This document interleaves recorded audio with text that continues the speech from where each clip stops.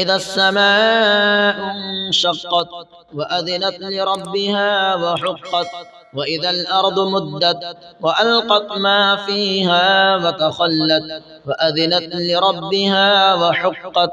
يا أيها الإنسان إنك كادح إلى ربك كدحا فملاقيه فأما من أوتي كتابه بيمينه فسوف يحاسب حسابا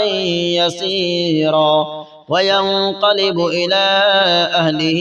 مسرورا وأما من أوتي كتابه وراء ظهره فسوف يدعو ثبورا ويصلى سعيرا إنه كان في أهله مسرورا إنه ظن أن لن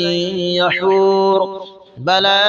إن ربه كان به بصيرا فلا أقسم بالشفق والليل وما وسق والقمر إذا اتسق لتركبن طبقا عن طبق فما لهم لا يؤمنون وإذا قرئ عليهم القرآن لا يسجدون بل الذين كفروا يكذبون والله أعلم بما يوعون فبشرهم بعذاب أليم إلا الذين آمنوا وعملوا الصالحات لهم أجر